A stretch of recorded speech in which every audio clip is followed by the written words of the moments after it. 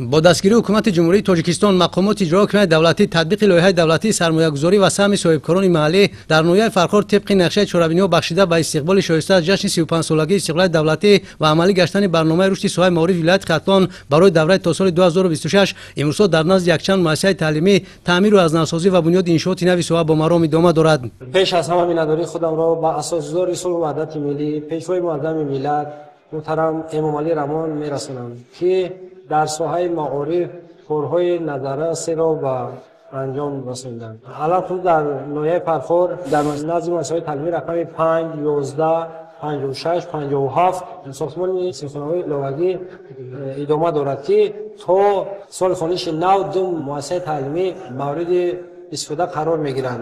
در دایره وسعت این تدبیرهای سازندگی برای بهتر نمودن شرایط تعلیم و تربیت و حل مشکلات نارسایی جای نشست خوانندگان از جمله انشاءات جشنی ساحه تا این دوره با خرج مبلغ‌های بودجه مقامات اجرا کننده دولتی در نزد 3 مؤسسه تعلیمی و در اساس تطبیق لایحه در نزد 11 مکتب تحصیلات میانه عمومی بنای نوی صنفخانه‌های لوگی بنیاد گردیده، بنای 2 کودکستان از تعمیر خوشصفت برآورده و در یک محله نوبنیاد جماعت دیوت خوتن نویه بنای نوی مکتب ساخته مورد استفاده قرار داده شده است. طبق دستور و سفارش پرزیدنت جمهوری تاجیکستان پیشوای ملت محترم امام علی رحمان و پشتیبانی از سیاست معارف پرورانه حکومت جمهوری تاجیکستان برای دستگیری رشد ساحه با سهم شخصان وطن دوست در دهه آبشاران جماعت دیوت دهقان آباد بنای مکتب پورا از تعمیر اساسی برآورده و یکچند مؤسسه تعلیمی با میز و کرسی‌های نو و دیگر ایونت خوانش مجهز گردانیده شد. در ادامه از این توجه سال روان در مؤسسه تعلیمی رقم 3 و 33 از جانب اولای عمرفا مشکلات نارسایی میز و کرسی‌ها برطرف کرده شد. این دستگیری و غمخواری نسبت به کار تعلیم و تربیت هوسمندی صاحبکاران و ختم کردگان مؤسسه‌های تعلیمی را جهت تعمیر و نوسازی انشاءات ساحه بیشتر نموده است.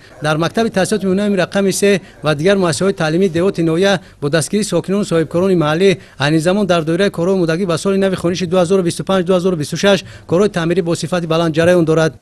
مؤسسه تعلیمی از 35 صنفخانه عبارت است که در همه صنف‌ها تعمیر رفته است. علاقه 50-60% صنفخانه‌ها از تعمیر برآورده شد. مورد ذکر است که از جمله انشاءات نوی ساحه امروز کارهای ساختمانی در بنای لوگی مکتب تحصیلات میانه رقم 5 11 56 و 57 نویه با جلب متخصصان محلی کارهای ساختمانی با وسعت جریان داشته. در مؤسسه تعلیمی رقم 56 امسال با بنیاد و با استفاده دادن بنای نو خوانندگان پورا در یک بس به تحصیل فرا گرفته می شود. در مؤسسه ما بخشیده به 35 سالگی استقلالیت جمهوری تاجیکستان بنای نو ساخته به استفاده داده می شود که بنا با گنجایش 240 جای نشست.